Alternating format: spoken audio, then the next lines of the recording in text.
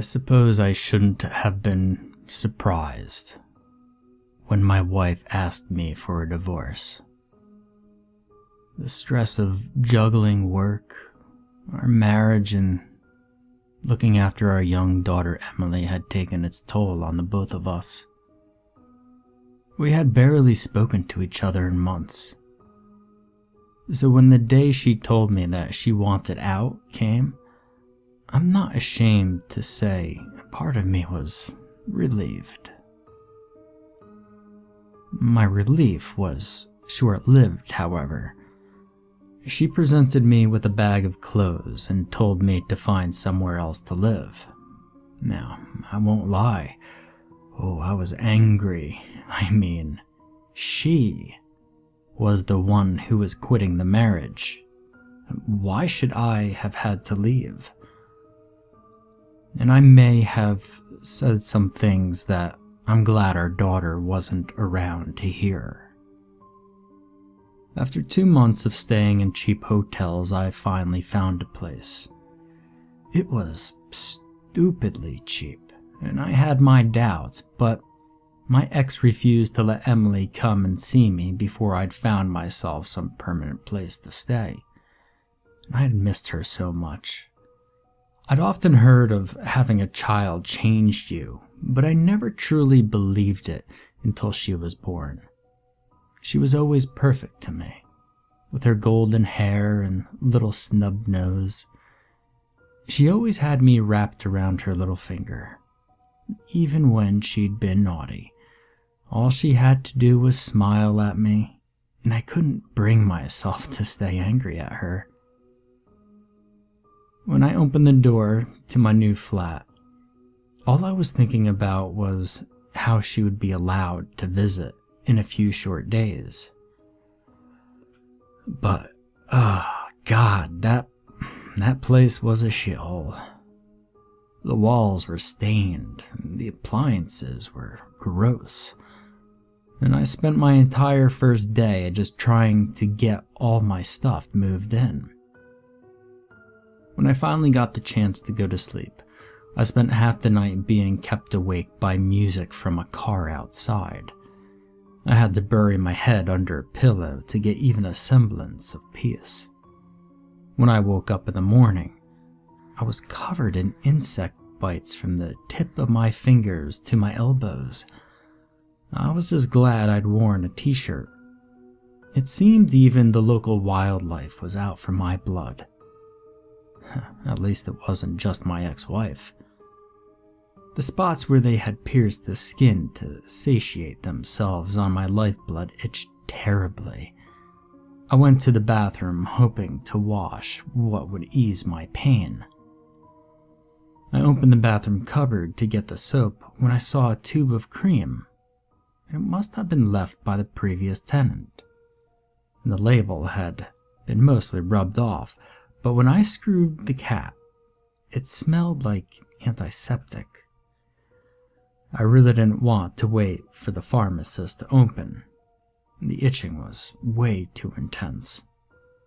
I squeezed out a generous amount of cream and applied it liberally over my hands and arms.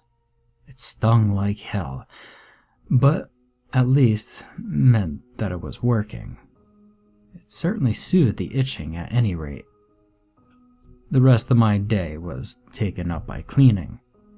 I put on the rubber gloves and got to scrubbing, and I didn't stop until the place was spotless. If Emily was going to come over, I wanted to make it feel like home. Somewhere where we could be together instead of some depressing pit where her father now lives. I didn't stop until late into the evening.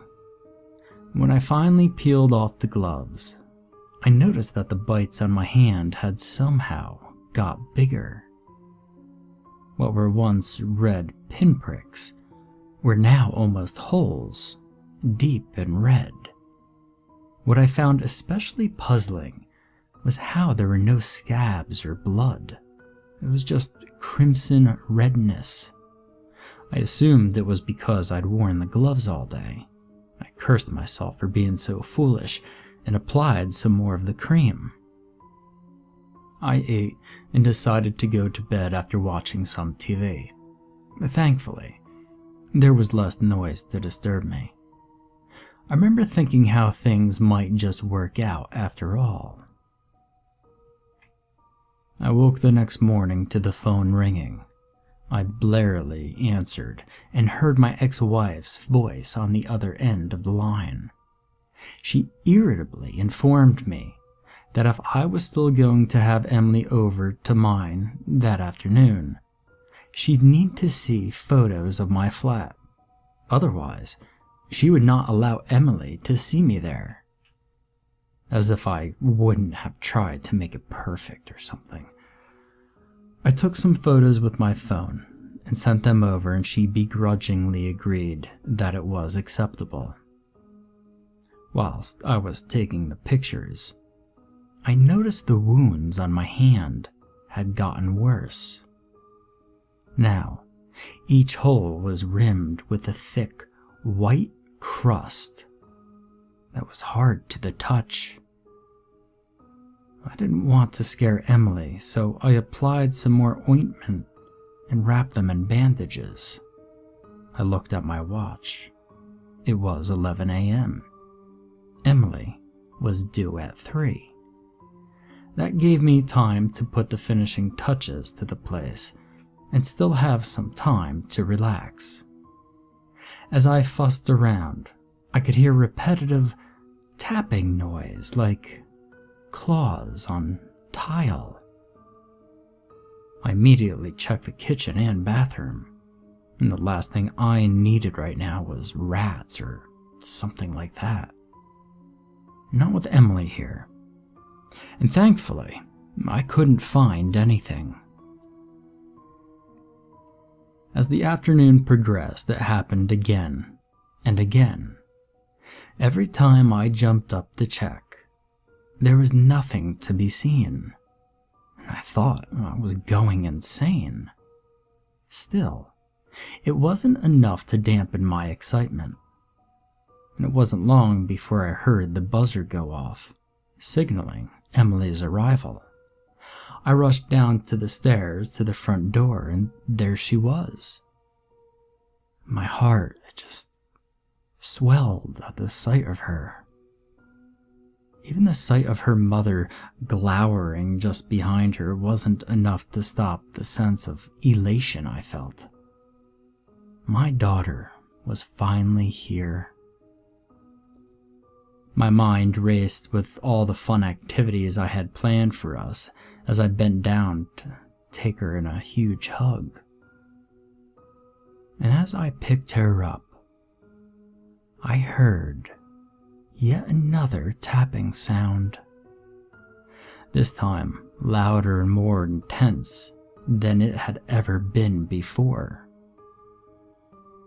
I held her tight to my chest, and suddenly she started to wail and cry.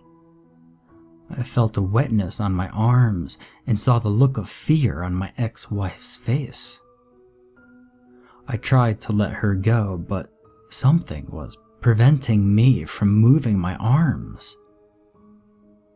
And her screams, oh God. Her screams increased in pitch as I heard the tapping noise increase till it was almost a buzz. My ex-wife grabbed my wrists and tried to pry Emily out of my grasp, only to cry herself and pull her hands back. And I saw that where there were once fingers, there were now only bloody stumps. Emily finally managed to wriggle free, and as soon as she fell to the ground, I saw her back was a tangled mess of meat. Bits of bone were visible in the bloody mess, and I stared at my hands. The bandages had come off, and the wounds underneath were no longer wounds. They were mouths, each with its own set of razor-sharp teeth, chattering away with lethal intent. I began to scream, and as I did, 100 mouths screamed with me.